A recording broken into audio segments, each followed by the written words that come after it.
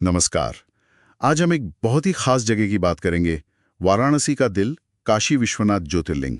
जी, वो सनातन लॉ जो हजारों सालों से जल रही है। हाँ, तो हमारे पास जो जानकारी है उसके आधार पर आज हम इस पवित्र स्थल के इतिहास, इसकी कहानियों और आज के समय में इसके महत्व को समझने की कोशिश करेंगे। बिल्कुल। और शुरुआत उस कहानी से करें जो सबसे ज्यादा सुनी जाती है, वो ब्रह्मा और विष्णु वाली। हाँ हाँ, वही, जब दोनों देवों में बहस छिड़ गई कि भाई बड़ा कौन है। जी, तो कहते हैं कि उनके इस विवाद के बीच अचानक एक बहुत बड़ा, मतलब अनंत अग्नि का स्तंभ प्रकट हो गया। अच्छा। हाँ, और चुनौती ये थी कि जो भी इसका ओर छोर, मतलब आदि या अंत ढूंढ लेगा, वो ही श्रेष्ठ माना जाएगा। और यहीं से फिर ज्योतिर्लिंग का कॉन्सेप्ट आया। बिल्कुल सही। मतलब शिव का वो रूप जो न शुरू होता है न खत्म, बस प्रकाश ही प्रकाश। बिल्कुल सही, वही निराकार रूप।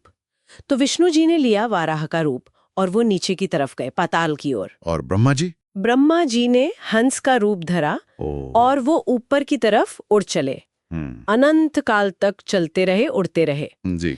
विष्णु जी को अंत नहीं मिला, वो लौट आए और उन्होंने सच स्वीकार कर लिया कि भाई मुझे तो इसका अंत नहीं मिला। ईमानदारी दिखाई उन्होंने। जी, पर ब्रह्मा जी को ऊपर जाते हुए एक केतकी का फूल मिला और उन्होंने उसे मना लिया कि तुम मेरे साथ चलो और कह देना कि मैंने शिखर देखा है। अरे। मतलब झूठ का सहारा लिया। हाँ। उन्होंने झूठ बोला, लेकिन तभी कहते हैं उसी स्तंभ से भगवान शिव प्रकट हुए। अच्छा। और वो बहुत क्रोधित हुए। उन्होंने ब्रह्मा जी को श्राप दिया कि देखो, तुमने असत्य कहा है, तुम्हारी पूजा पृथ्वी पर कहीं नहीं होगी।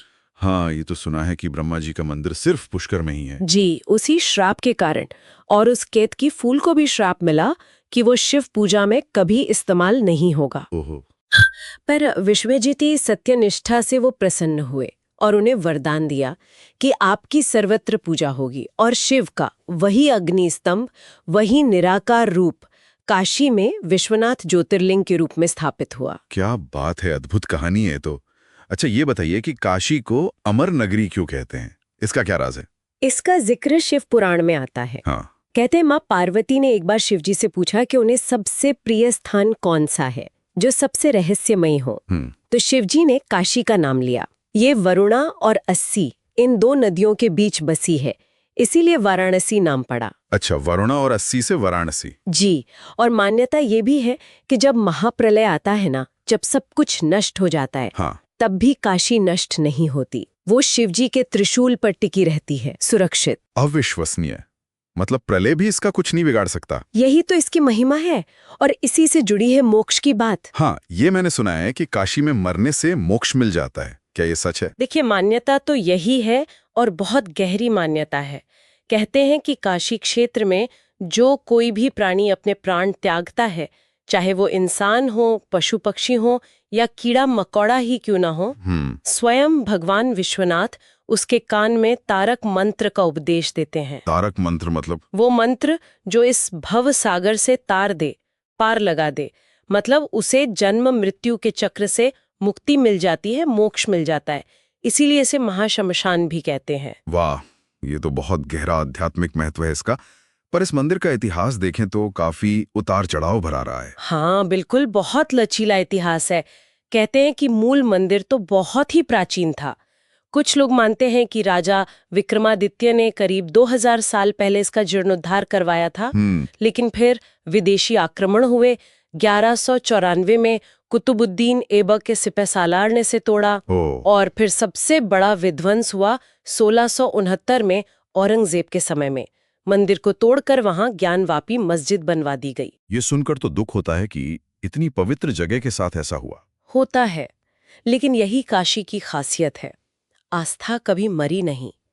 भक्ति की शक्ति देखिए कि मंदिर फिर से खड़ा हुआ। हाँ, वो अहिल्याबाई होलकर ने बनवाया ना? जी बिल्कुल। इंदौर की महारानी थी अहिल्याबाई होलकर। उन्होंने 1780 में मौजूदा मंदिर का निर्माण करवाया, मस्जिद से थोड़ी दूर। और सुना है सोने का शिखर भी चढ़वाया गया था? हाँ, वो बाद में महाराजा रणजीत सिंह जी ने दान दिया था। उन्होंने मंदिर के शिखर पर सोना मढ़वाया। और अभी हाल में जो काशी विश्वनाथ कॉरिडोर बना है 2021 में, जी, वो एक बहुत बड़ा बदलाव है। उसने पूरे परिसर का कायाकल्प कर दिया है। अब मंदिर परिसर बहुत विशाल हो गया है और सीधे गंगा घाट से जुड़ गया है। ये दिखाता है कि आस्था कैसे समय के साथ खुद को फिर से स्थापित करती है। सही बात है। अच्छा, यहाँ की पूजा अर्चना के बारे में कुछ बताइए।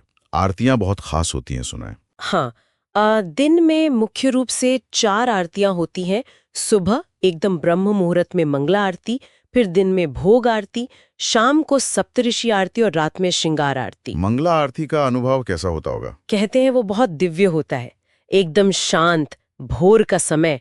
और बाकी शिवलिंग का अभिषेक होता है पंचामृत से, दूध, दही, घी, शहद, शक्कर और बिल्वपत्री तो शिव जी को बहुत प्रिय हैं ही। और महाशिवरात्रि पर तब तो माहौल कुछ और ही होता होगा। महाशिवरात्रि पर तो काशी जैसे जाग उठती है, पूरी रात जागरण होता है। लोग ओम नमः शिवाय का जाप करते हैं, हर तरफ दिए जलते हैं, साधु संत नाचते गाते हैं, एक अलग ही ऊर्जा होती है पूरे माहौल में। अच्छा, अब जो मंदिर है उसकी बनावट कैसी है और वो ज्ञानवापी कुएं का क्या रहस्य है जिसके बारे में इतनी बातें होती हैं? देखिए, जो अभी मंदिर है वो नागर शैली में बना है। उत्तर भारतीय शैली है ये, जिसमें ऊंचे शिखर होते हैं। इसमें 5 मंडप हैं और गर्भगृह में मुख्य ज्योतिर्लिंग है। करीब 60 सेंटीमीटर ऊंचा शिवलिंग है जो चांदी के अर्घ्य में स्थापित है। परिसर में और भी छोटे छोटे मंदिर हैं, कई देवी देवताओं के। और ज्ञानवापी कुआं वो मस्जिद परिसर में है। मान्यता ये है कि जब औरंगजेब के सैनिक मंदिर तोड़ने आए तो मुख्य पुजारी ने मूल शिवलिंग को बचाने के लिए उसी कुएं में छिपा दिया था। ओहो, ये कहानी है उसके पीछे। जी, यही लोक मान्यता चली आ रही है। जो लोग वहां जाते हैं दर्शन करने, उनका अनुभव कैसा रहता है? क्या महसूस करते हैं वो? ज्यादातर लोग एक अजीब सी शांति और पवित्रता महसूस करने की बात करते हैं।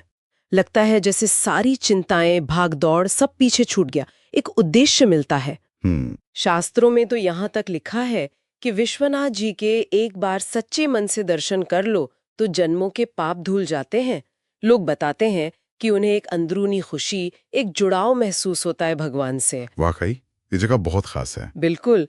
तो कुल मिलाकर देखें तो काशी की अमरता, भगवान विश्वनाथ की वहां निरंतर मौजूदगी और कैसे भक्ति हमेशा विनाश पर जीत हासिल करती है, यही इस जगह का सार है।